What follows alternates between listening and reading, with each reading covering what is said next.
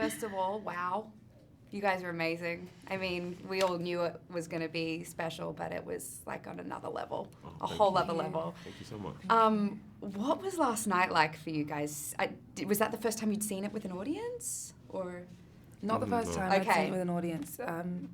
But it was, for me, it was definitely, that was the first time I ever really had a premiere like that. I'd never done anything like that before. So that was a rush, and especially at the Chinese theatre. Yeah. You know. And everyone showed up for that premiere too. I mean, I was looking around and I was like, Snoop sitting in front of me, Mahershala Ali's next to me. Like, it was... Wow. I know. Yeah. I didn't know Mahershala was there. Yeah. Oh, yeah? I didn't even know. Yeah, he was low-key. Everyone was there. Wow. Yeah. No, even opening AFI is really special as well, to open a film festival that Melina went to, the school that Melina went to. It's a really special night. It's really surreal. And Lena and Melina's words about both of you in the beginning, I mean...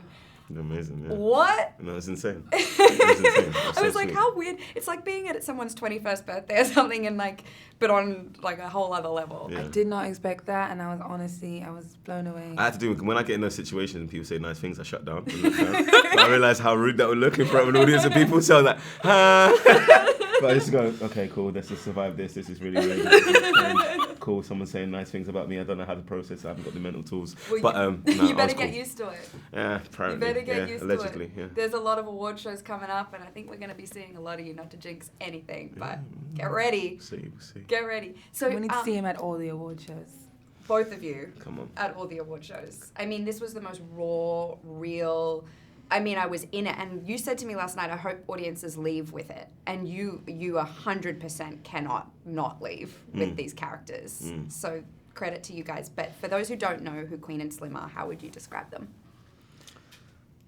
Slim is a guy. What I find amazing about Slim is just like, you rarely see those characters in film that are just content.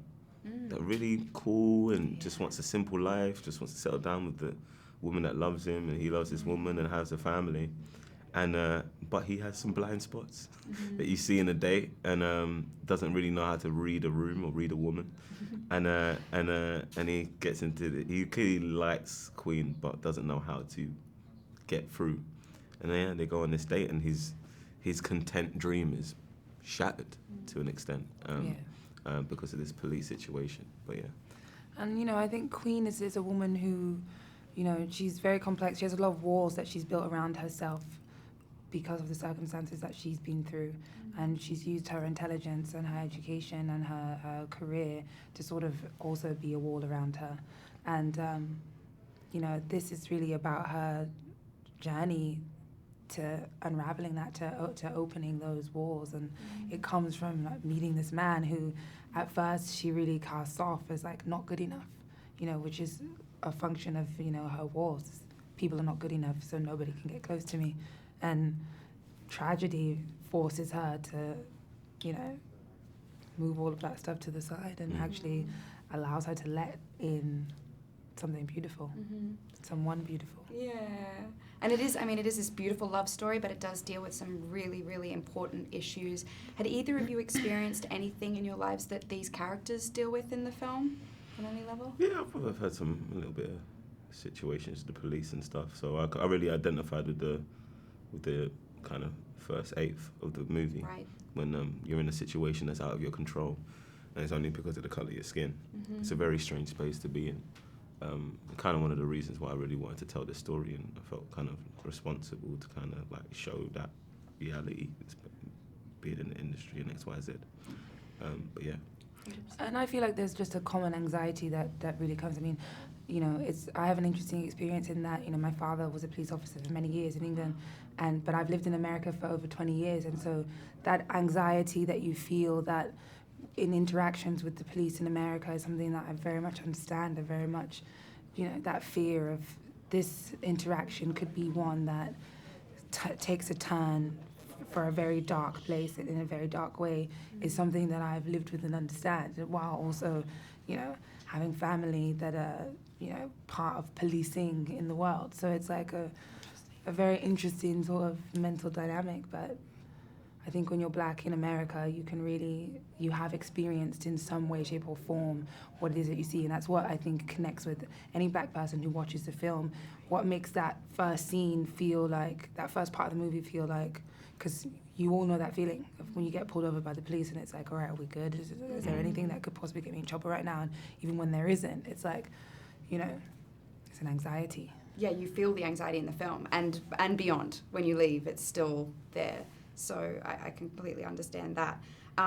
There's also this beautiful scene that you guys did such an incredible job of, and I know love scenes are awkward and they're awkward to talk about, they're awkward to watch. What was it like, though, watching that scene unfold on a big screen with your loved ones?